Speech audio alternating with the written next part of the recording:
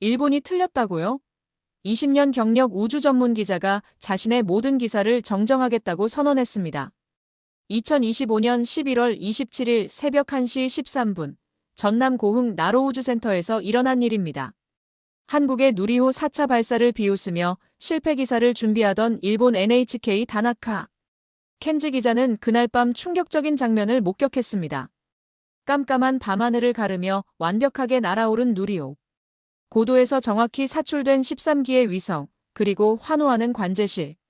80% 실패 확률이라던 일본의 내부 분석은 완전히 빗나갔고 발사 다음 날 인천공항에는 나사, ESA를 비롯한 전 세계 우주기관 관계자들이 몰려들어 아수라장이 되었습니다. 일본 전문가를 무릎 꿇게 만든 한국 우주기술의 비밀, 지금부터 그 72시간의 기록을 공개합니다. 영상 시작 전 구독과 좋아요로 응원해주세요. 안녕하세요. 저는 다나카 켄지입니다. 일본 NHK에서 20년간 우주 개발을 전문으로 취재해온 기자죠. 유럽의 아리안 로켓까지 현장에서 직접 취재했습니다. 2025년 11월 20일 도쿄 시부야에 있는 NHK 본사 과학부 사무실에서 저는 한 가지 확신을 갖고 있었어요.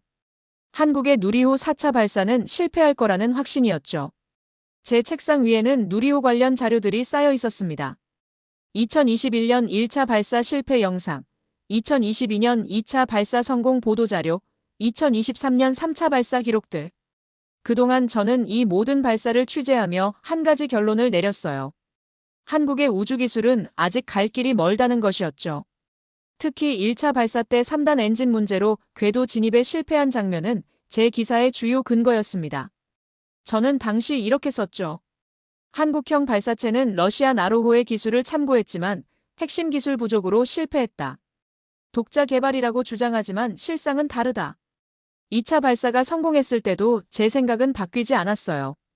1.3톤급 모형 위성을 올리는데 성공했지만 저는 이를 운이 좋았던 시험 발사 정도로 평가했습니다. 3차 발사에서 실용 위성을 올렸을 때도 마찬가지였죠. 큐브 위성 7기를 실었다는 소식에 저는 냉소적인 기사를 작성했습니다.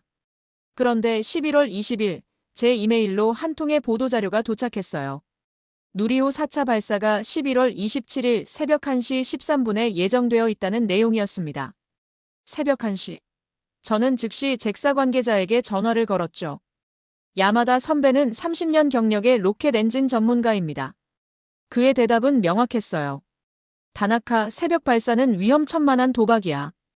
온도 변화도 심하고 시야 확보도 어렵고 센서 오작동 가능성도 높지. 우리 잭사는 절대 새벽에 발사하지 않아. 저는 곧바로 편집장에게 보고했습니다. 이번 4차 발사를 현장 취재하겠습니다. 실패 가능성이 높고 그 순간을 생생하게 담아야 합니다. 편집장은 흔쾌히 승인했죠. 그날 밤 저는 노트북을 켜고 기사 제목을 미리 적어두었습니다. 한국 누리호 4차 발사 실패, 새벽 발사 강행이 부른 참사. 제 20년 경력이 말해주고 있었어요. 이번 발사는 틀림없이 실패할 거라고요. 11월 22일, 저는 도쿄 조후시에 있는 잭사 우주과학연구소를 방문했습니다. 야마다 선배가 내부 분석 자료를 보여주겠다고 연락해왔거든요. 회의실 스크린에 띄워진 자료는 충격적이었어요. 잭사가 누리호 4차 발사를 분석한 내부 보고서였습니다. 제목부터 자극적이었죠. 한국 KSLV-II 4차 발사 위험 요소 분석. 야마다 선배는 레이저 포인터로 화면을 가리키며 설명했습니다. 다나카, 여기 봐. 새벽 1시 발사의 문제점들이야. 첫째, 전남 고흥 지역의 11월 새벽 기온은 섭씨 8도에서 12도 사이야. 이 온도 변화는 연료 탱크 압력에 영향을 줘. 두 번째 문제는 더 심각했어요. 밤에는 육안으로 발사체 상태를 확인하기 어렵지. 적외선 카메라에만 의존해야 하는데 센서 하나만 오작동해도 큰 문제가 생겨. 우리 일본이 낮 발사만 고집하는 이유가 바로 이거야. 세 번째는 습도 문제였습니다. 고흥은 바닷가 지역이라 새벽 습도가 85%를 넘어. 전자장비에 치명적이지. H-IIA 로켓은 습도 70% 이상에서는 절대 발사하지 않아. 저는 메모를 하며 물었죠. 그럼 성공 확률은 얼마나 되나요? 야마다 선배는 단호하게 대답했습니다. 20% 정도? 아니, 솔직히 15%도 안 될 거야. 한국이 1, 2, 3차 발사에서 운이 좋았던 거지. 이번엔 다르다. 그는 화면을 넘기며 또 다른 자료를 보여줬어요. 일본 H-IIA 로켓의 발사 시간대 통계였습니다. 47번의 발사 중 42번이 오전 10시에서 오후 4시 사이였죠. 새벽 발사는 단 한 번도 없었습니다. 다나카, 이건 기술이 아니라 상식의 문제야. 한국이 아무리 자신한다 해도 새벽 발사는 무리수지. 게다가 13기 위성을 동시에 사출한다고. 3차 때 겨우 8기 올렸는데 말이야. 욕심이 과했어. 저는 잭사를 나서며 확신이 더 굳어졌습니다. 이번 취재는 특종감이었어요. 한국의 오만이 부른 실패라는 큰 그림이 머릿속에 그려졌죠. 다음 날 저는 항공권을 예매했습니다. 11월 26일 오전 인천행 비행기, 그리고 고흥까지 렌터카로 이동하는 일정이었죠. 출발 전날 밤, 저는 특종기사의 첫 문장을 미리 작성해뒀습니다. 한국 누리호 4차 발사가 예상대로 실패했다. 전문가들이 경고한 새벽 발사의 위험성이 현실이 되었고, 한국 우주 개발의 한계가 다시 한번 드러났다. 11월 26일 오후 3시, 저는 전남 고흥군 복례면 나로우주센터에 도착했습니다. 인천공항에서 렌터카로 4시간을 달려온 길이었죠. 나로우주센터 정문에서부터 느낌이 묘했어요. 일본 가고시마현의 다네가시마 우주센터와 비교하면 규모가 확실히 작았습니다. 다네가시마는 해안선을 따라 9.7제곱킬로미터나 되는 거대한 시설인데 나로우주센터는 그보다 훨씬 작아 보였죠. 하지만 시설 내부로 들어서자 분위기가 달랐습니다. 한국항공우주연구원 직원들의 표정이 너무나 침착했어요. 발사 9시간 전이라는 긴박한 시간인데도 아무도 당황하거나 초조해하지 않았죠. 오히려 저와 다른 외신 기자들이 더 긴장한 것 같았습니다. 오후 5시 외신 기자단을 위한 사전 브리핑이 시작됐어요. 한국항공우주연구원 김민수 박사가 발표자로 나왔습니다. 그는 40대 중반으로 보이는 침착한 인상의 엔지니어였죠. 오늘 새벽 1시 13분, 누리호가 발사됩니다. 이번 발사의 가장 큰 특징은 한국형 발사체 역사상 첫 새벽 발사라는 점입니다. 옆에 있던 미국 CNN 기자가 손을 들었어요. 왜 위험한 새벽 시간을 선택했습니까? 김 박사는 차분히 대답했습니다. 차세대 중형 위성 3호의 주요 임무가 오로라 관측이기 때문입니다. 오로라는 태양이 없는 새벽 시간에만 정밀 관측이 가능하죠. 저는 속으로 비웃었어요. 오로라 관측이라니. 그런 이유로 발사 시간을 새벽으로 잡다니 너무 무리한 선택 아닌가요? 일본이라면 절대 그런 선택을 하지 않았을 겁니다. 김 박사는 계속 설명했습니다. 이번 발사에는 총 13기의 위성이 탑재됩니다. 차세대 중형 위성 3호 1기와 큐브 위성 12기죠. 각 위성마다 고유한 임무가 있고 601.3km 고도에서 순차적으로 사출됩니다. 브리핑이 끝나고 저는 취재진 대기실로 향했습니다. 밤 10시부터 새벽까지 대기해야 했거든요. 대기실에는 각국 기자들이 모여 있었어요. 독일, 프랑스, 인도, 미국. 생각보다 많은 나라에서 왔더군요. 인도 타임스 기자가 제게 물었습니다. 다나카 씨, 어떻게 생각하세요? 성공할까요? 저는 솔직하게 대답했죠. 글쎄요. 잭사 분석으로는 실패 확률이 80%입니다. 새벽 발사는 너무 위험하죠. 밤 11시, 저는 노트북을 켰습니다. 미리 작성해둔 실패 기사를 다듬기 시작했어요. 제목, 첫 문단, 전문가 코멘트까지 거의 완성했죠. 발사 실패 확인만 되면 즉시 송고할 수 있는 상태였습니다. 자정이 넘어가자 대기실 분위기가 긴장되기 시작했어요. 30분 후면 발사 예정 시각이었으니까요. 새벽 0시 30분, 모든 기자들이 야외 관측 데크로 이동했습니다. 차가운 밤바람이 얼굴을 스쳤고 어둠 속에서 2km 떨어진 발사대의 누리호가 조명을 받아 빛나고 있었어요. 0시 50분 스피커에서 카운트다운 안내방송이 들려왔습니다. 발사 5분 전. 최종 점검 진행 중. 저는 카메라를 켜고 발사대를 향했죠. 실패하는 순간을 놓칠 수 없었으니까요. 그런데 0시 55분 예정된 발사 시각이 지나갔는데도 누리호는 발사되지 않았습니다. 스피커에서 다시 방송이 나왔어요. 센서 신호 이상이 감지되어 발사를 잠시 지연합니다. 저는 옆에 있던 프랑스 기자에게 속삭였죠. 역시 문제가 생겼어요. 시작부터 삐걱거리네요. 그는 고개를 끄덕였습니다.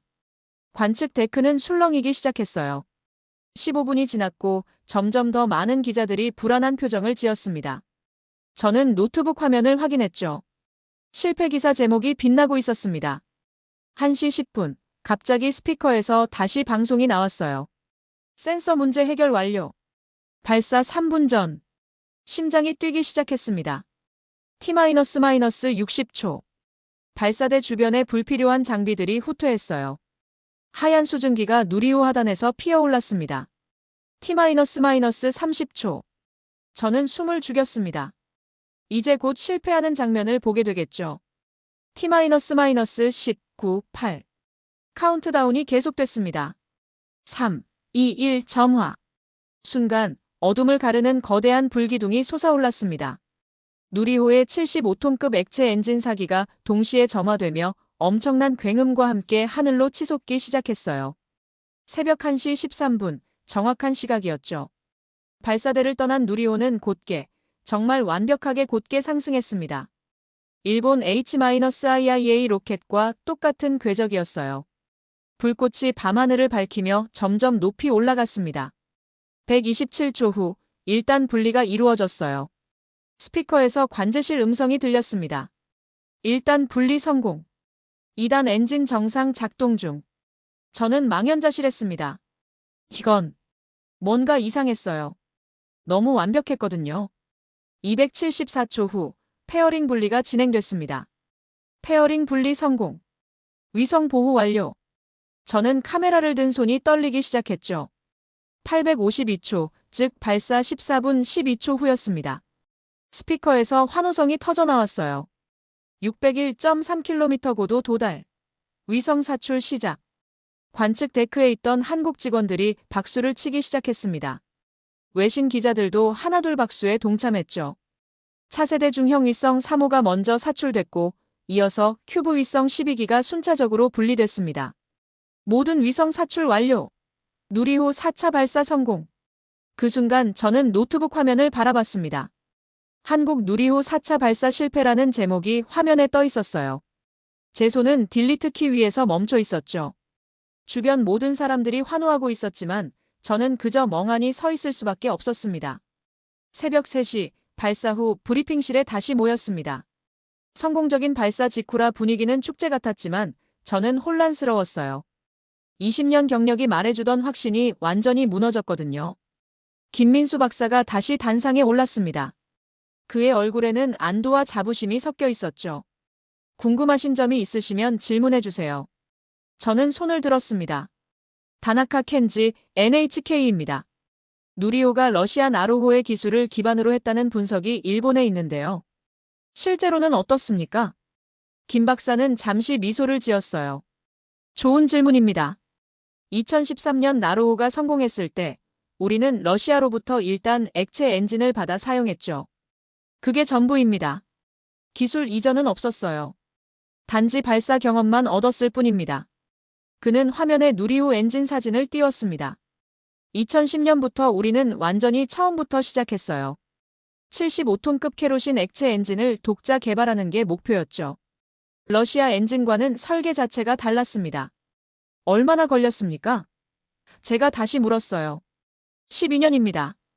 2010년부터 2022년까지요. 그 사이 수천 번의 실험과 시험이 있었죠. 2021년 1차 발사에서 3단 엔진이 예정보다 일찍 종료됐을 때 우리는 6개월 만에 문제를 찾아 수정했습니다. 김 박사는 자료를 넘겼어요. 한화에어로스페이스를 비롯한 300개 이상의 한국 기업이 참여했습니다. 부품 하나하나를 국산화했죠. 엔진 터빈, 연료 펌프, 자세 제어 시스템까지 모두요. 옆에 있던 독일 기자가 질문했습니다. 13기 위성 동시 사출은 어떻게 가능했습니까? 김 박사의 대답은 명확했어요. 정밀한 궤도 계산과 분리 메커니즘 때문입니다. 각 위성마다 사출 시간을 0.5초 단위로 조정했고 궤도 오차는 1km 이내로 제한했습니다. 저는 그제야 깨달았어요. 이건 운이 아니었습니다. 철저한 기술과 준비였죠. 일본 전문가들은 새벽 발사를 위험하다고 분석했는데요. 제 목소리는 떨렸습니다. 김 박사는 고개를 끄덕였어요. 맞습니다. 위험했죠. 하지만 우리는 6개월 전부터 새벽 환경 데이터를 수집했습니다. 온도, 습도, 바람, 모든 걸 시뮬레이션했어요. 적외선 카메라 12대를 추가 설치했고 센서를 3중으로 백업했습니다. 위험을 관리할 수 있다면 도전할 가치가 있었습니다. 브리핑이 끝나고 저는 김 박사에게 개인적으로 다가갔습니다. 박사님, 솔직히 말씀드리면 저는 오늘 실패 기사를 미리 써왔습니다. 죄송합니다. 김 박사는 웃었어요. 괜찮습니다. 의심받는 게 당연하죠. 하지만 이제 우리를 봐주세요. 12년간의 노력을 인정해 주시길 바랍니다. 그 말이 가슴에 꽂혔습니다. 저는 20년간 무엇을 본 걸까요? 새벽 5시, 잠깐의 휴식 후 오전 9시부터 위성 임무 설명회가 열렸습니다. 저는 거의 잠을 자지 못했어요. 머릿속이 복잡했거든요. 설명회장에는 각 위성 개발팀 대표들이 나왔습니다. 첫 번째는 차세대 중형 위성 3호 책임자였어요. 이 위성은 1년간 지구를 하루 15바퀴씩 돌며 오로라를 관측합니다. 특히 우주 자기장 변화와 태양풍 입자를 정밀 측정하죠. 이 데이터는 GPS 오차를 줄이고 항공기 운항 안전성을 높이는 데 사용됩니다. 저는 메모하며 생각했습니다. 이게 새벽 발사를 선택한 진짜 이유였구나. 두 번째로 큐브 위성 코스믹 개발자가 나왔어요. 코스믹은 임무 종료 후 스스로 대기권으로 재진입하는 기술을 시험합니다. 우주 쓰레기 문제 해결을 위한 자율 궤도 이탈 시스템이죠. 제 귀가 번쩍 뜨였습니다. 이 기술은 잭사도 현재 개발 중인 기술이었거든요. 아직 실용화하지 못한 기술이요. 세 번째는 비천 위성이었습니다. 우주 미세 중력 환경에서 항암제 개발에 필요한 단백질 결정을 키웁니다. 지구에서는 중력 때문에 불가능한 고순도 결정 생성이 가능하죠. 옆에 있던 프랑스 우주국 ESA 관계자가 감탄했어요. 놀랍군요. 유럽도 비슷한 실험을 계획 중인데 한국이 먼저 시작했네요. 네 번째는 스누글라이트 3이었습니다. 지구 대기를 3차원으로 관측합니다. 기존 2D 관측보다 10배 정밀한 기후 변화 데이터를 수집하죠. 다섯 번째 퍼센일은 더 인상적이었어요. 해양 쓰레기의 이동 경로를 추적합니다. 플라스틱 쓰레기가 해류를 따라 어떻게 움직이는지 실시간 모니터링하죠. 설명이 계속될수록 저는 충격을 받았습니다. 13기 위성 각각이 첨단 기술의 집약체였어요. 단순히 숫자를 채운 게 아니었죠. 설명회가 끝나고 휴식 시간에 미국 나사 제트 추진연구소 출신 고문이 제게 다가왔습니다. 다나카 씨, 일본 분이시죠? 솔직히 말씀드리면 13기 동시 사출은 미국도 초기에는 못했던 겁니다. 1960년대 제미니 계획 때조차 한 번에 23기가 최대였어요. 그럼 한국은? 12년 만에 미국이 30년 걸려 이룬 걸 해낸 겁니다. 압축 성장이죠. 그의 말에 저는 아무 대답도 할 수 없었어요. 잭사 내부 자료는 완전히 틀렸습니다. 80% 실패 확률. 오히려 한국은 철저히 준비했고 성공할 수밖에 없는 발사였던 거예요. 점심시간, 저는 나로우주센터 바깥 벤치에 앉았습니다. 바다가 보이는 곳이었죠. 제 20년 경력은 대체 뭐였을까요? 편견과 선입견으로 가득했던 시간이었던 건가요? 휴대폰에 도쿄 편집장의 메시지가 왔습니다. 다나카 기사는? 저는 한참을 망설이다 답장을 보냈어요. 죄송합니다. 기사 방향을 완전히 바꿔야 할 것 같습니다. 11월 28일 오후 2시, 저는 인천국제공항에 도착했습니다. 다음 날 오전 도쿄행 비행기를 타기 위해 공항 호텔에서 하룻밤을 묵을 예정이었죠. 그런데 공항 입국장 풍경이 심상치 않았어요. 평소보다 훨씬 많은 외국인들이 보였고 특히 서양인 비율이 높았습니다. 무슨 일일까 싶어 주변을 둘러보니 한 무리의 사람들이 한국항공우주연구원 직원과 함께 걷고 있었어요. 로비 한쪽에는 임시 기자회견장이 설치되어 있었습니다. 누리호 4차 발사 성공 기념 국제기자회견이라는 현수막이 걸려 있었죠. 저는 본능적으로 그쪽으로 향했습니다. 회견장에는 이미 50명 이상의 기자들이 모여 있었어요. 나사 로고가 새겨진 가방을 든 사람들, ESA 명찰을 단 관계자들, 인도 ISRO 직원들까지. 마치 국제우주학회 같았습니다. 회견이 시작되고 한국항공우주연구원장이 먼저 발언했어요. 누리호 4차 발사 성공에 전 세계가 관심을 보여주셔서 감사합니다. 오늘 이 자리에는 15개국 우주기관 대표들이 함께하고 있습니다. 첫 질문자는 미국 나사 국제협력 담당 부국장이었습니다. 한국의 성공을 진심으로 축하합니다. 나사는 한국과의 기술 협력을 확대하고 싶습니다. 특히 액체 로켓 엔진 기술과 위성 다중 사출 시스템에 관심이 있습니다. 저는 귀를 의심했어요. 나사가 한국에 협력을 제안한다고. 두 번째는 유럽 우주국 ESA 대표였습니다. 한국의 우주 쓰레기 자율 폐기 기술은 유럽이 현재 개발 중인 분야입니다. 공동 연구를 제안하고 싶습니다. 세 번째는 인도 ISRO 의장이었어요. 인도는 2024년 찬드라얀 3호로 달 착륙에 성공했지만 한국의 발사체 신뢰성은 우리보다 높습니다. 기술 교류를 희망합니다. 회견이 진행될수록 저는 현실감을 잃었습니다. 이게 정말 한국 이야기인가? 불과 2년 전만 해도. 제가 쓴 기사 제목은 한국 우주 개발, 아직 갈 길 멀다였는데요. 회견 후 로비에서 우연히 일본 언론사 동료들을 만났습니다. 아사히 신문, 요미우리 신문, 마이니치 신문 기자들이었죠. 그들도 모두 취재차 한국에 왔다고 했어요. 아사히 신문 사토 기자가 말했습니다. 다나카 선배, 이거 심각한데요. 일본이 정말 뒤처진 거 아닙니까?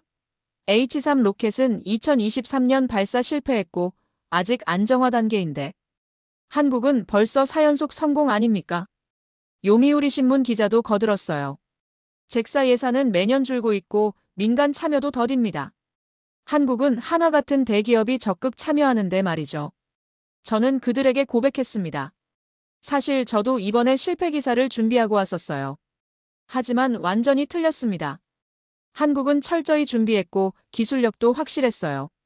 그때 공항 스크린에 뉴스가 떴습니다.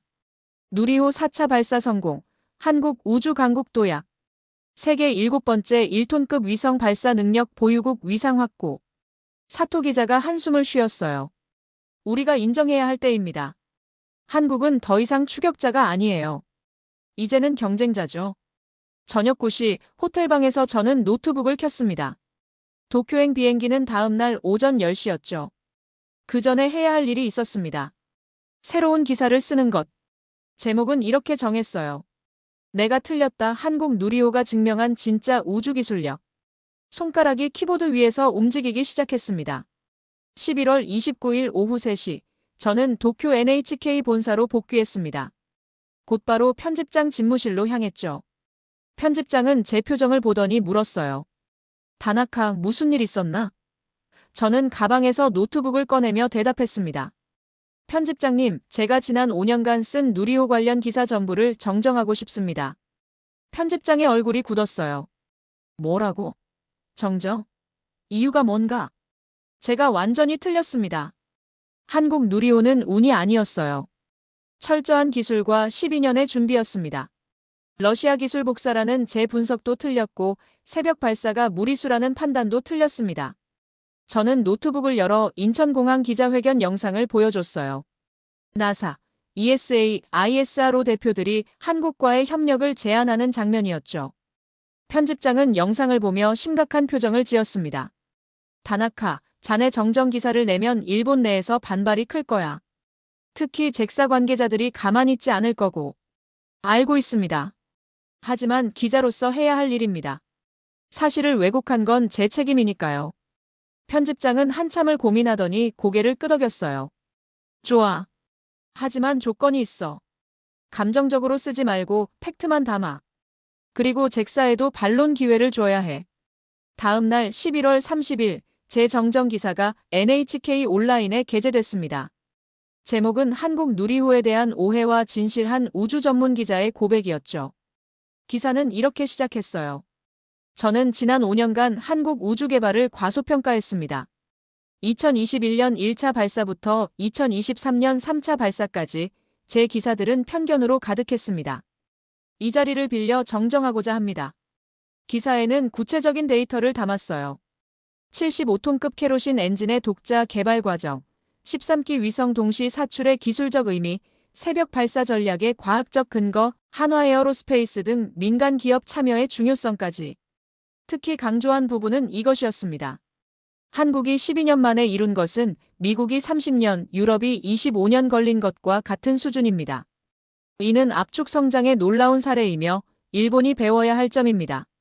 기사가 나간 후 반응은 폭발적이었어요. 온라인 댓글은 순식간에 수백 개가 달렸습니다. 배신자다, 한국 편을 드냐는 악플도 많았지만 용기 있는 기자, 사실을 인정하는 게 진짜 애국이라는 지지도 있었죠. 놀라운 건 잭사 연구원들의 반응이었습니다. 몇몇 엔지니어들이 SNS에 제 기사를 공유하며 이렇게 썼어요. 다나카 기자가 옳다. 우리도 한국에서 배워야 한다. 인정할 건 인정해야 일본도 발전한다. 12월 1일 야마다 선배에게서 전화가 왔습니다. 다나카, 자네 기사 봤네. 용기 있었어. 사실 잭사 내부에서도 한국을 재평가하는 움직임이 있어. 자네 기사가 물꼬를 텄네. 저는 안도했어요. 최소한 일부는 이해해주는 것 같았으니까요. 며칠 후 한국항공우주연구원에서 이메일이 왔습니다. 2027년 6차 발사, 2028년 7차 발사 일정이 확정됐다는 내용이었죠. 그리고 이후 매년 최소 1회 이상 발사가 계획되어 있다고 했습니다. 더 놀라운 건 차세대 발사체 개발 계획이었어요. 누리호보다 더 발전된 차세대 로켓을 개발 중이라는 겁니다. 저는 답장을 보냈습니다. 2027년 6차 발사 때도 취재하고 싶습니다. 이번엔 제대로 보겠습니다. 그날 저녁 집에 돌아와 책상 앞에 앉았어요. 벽에 붙어있던 잭사 H-IIA 로켓 포스터 옆에 누리호 사진을 하나 더 붙였습니다. 그리고 생각했죠. 기자로서 20년 저는 무엇을 봐왔을까요? 이제야 제대로 보기 시작한 것 같습니다. 편견 없이, 선입견 없이 그저 사실 그대로를요. 한국 우주 개발은 이제 시작입니다. 그리고 저도 이제부터 제대로 된 취재를 시작하려 합니다. 12월 15일 제 이메일함에 예상치 못한 메일이 도착했습니다. 발신자는 잭사 이사회였어요.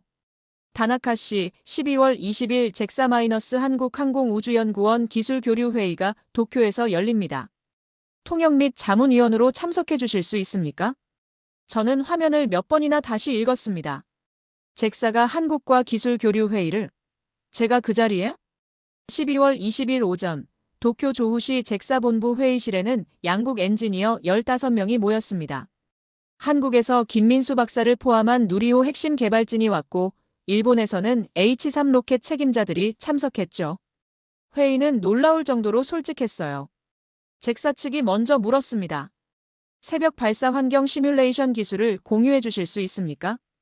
김 박사는 흔쾌히 고개를 끄덕였어요. 일본 엔진 개발팀장이 질문했습니다. 75톤급 엔진 개발 과정에서 가장 어려웠던 점은? 한국 연구원이 대답했죠. 실패를 인정하는 용기였습니다. 1차 발사 실패 후 6개월 만에 원인을 찾아 수정했어요. 빨리 실패하고 빨리 배우는 게 핵심이었습니다.